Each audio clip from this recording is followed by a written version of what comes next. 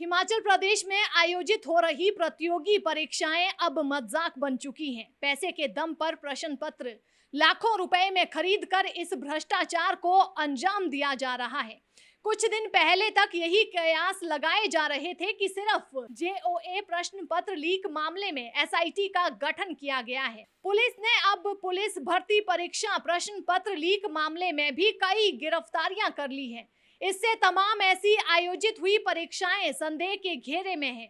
इसीलिए प्रदेश कर्मचारी चयन आयोग द्वारा ली जा रही परीक्षाएं मजाक का पात्र ना बन जाएं, इसके लिए सुरक्षा प्रबंध कड़े करने की आवश्यकता है।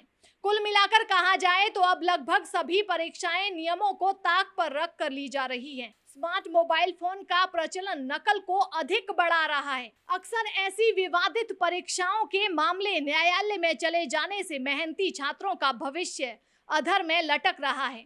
इस तरह लगातार पेपर लीक होना देवभूमि की साख को धूमिल कर रहा है। हिमाचल प्रदेश में पुलिस भर्ती की लिखित परीक्षा का प्रश्न पत्र लीक हो गया।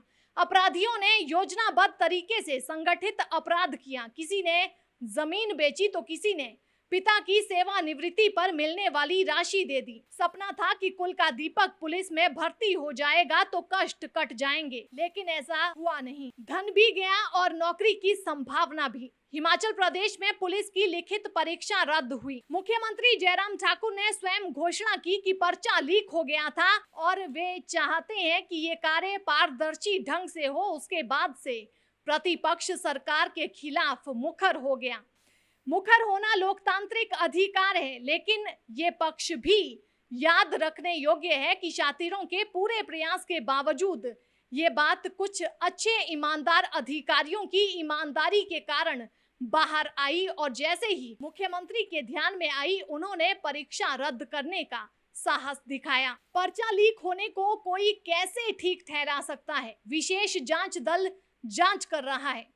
जांच इसीलिए समय ले रही है क्योंकि ये संगठित अपराध बहुत योजनाबद्ध ढंग से किया गया है, जिसमें अपराधियों ने पुलिस वाला तरीका अपनाकर पुलिस को ही चुनौती दे दी। पर्चा लीक कोई नई घटना नहीं है, लेकिन यहाँ नया ये है कि परीक्षा से पहले उन लोगों को उत्तर रटवा दिए गए जिन्होंने इस छोटे रास्ते के पथिक बनना स्वीकार किया था। यानी किसी के स्थान पर कोई और बैठ गया। ऐसा कुछ नहीं हुआ।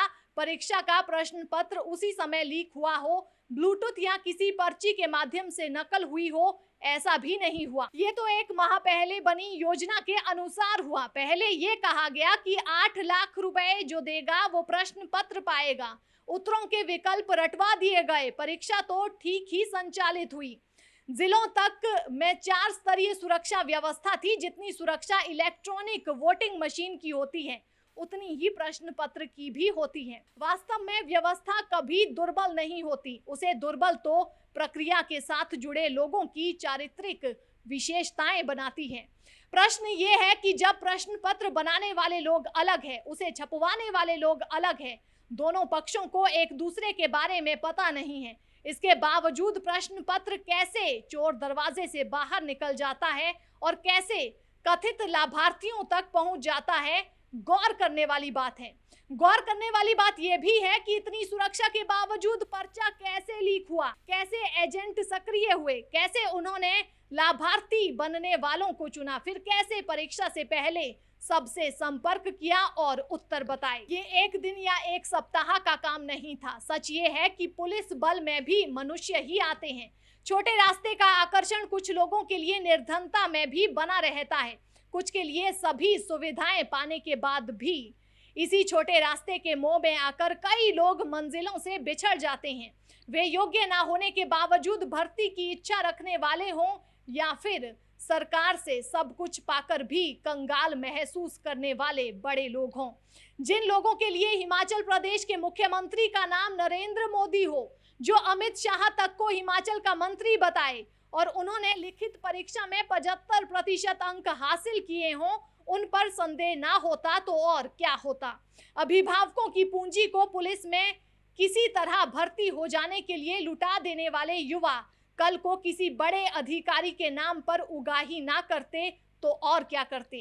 पहले सूचनाएं थी कि पैसे देकर 1000 लोगों ने ही प्रश्न पत्र हासिल किए हैं, लेकिन अब सूचना है कि 2500 लोग इसमें शामिल हैं। जिलों के स्तर पर प्राथमिकी थोप देना कोई हल नहीं है। सबसे पहले पुलिस मुख्यालय को ये साहस दिखाना चाहिए कि वो विशेष जांच दल के साथ विशेष सहयोग करे।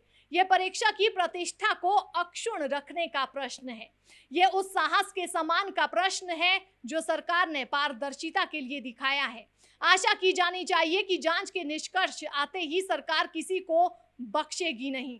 यदि कोई संलिप्त पाया गया और बच गया हो तो वो टाइम बम से कम नहीं होगा। आखिर परीक्षार्थियों के सरोकार के साथ भी न्याय को संबोधित करना होगा, जिन्होंने छोटा रास्ता नहीं चुना था और किसी को धन भी नहीं दिया था। संभवतः ऐसे ही परीक्षार्थियों के लिए ये शब्द कहे गए होंगे, मैं डर रहा हूं हर एक इम्तिहान से पहले, मेरे परों को हुआ क्या उड़ान से पहले। बेरोजगार युवा नौकरी पाने के लिए समाचार पत्रों पर टकटकी ये सोचकर लगाए रखते हैं कि कहीं सरकार ने कोई रोजगार के पद सृजित तो नहीं किए हों। अनुबंध आधार पर रोजगार हासिल करने के लिए भी युवाओं को कई औपचारिकताओं से गुजरना पड़ता है। भारी भरकम प्रतियोगी परीक्षा की फीस भरनी पड़ती है। कोर्ट कचहरी में कई दस्तावेज बनाने के लिए लाइनों में खड़ा होने के लिए मजबूर होना पड़ता है। परीक्षा केंद्रों में कई किलोमीटर का सफर तय करने के बाद पहुंचना पड़ता है।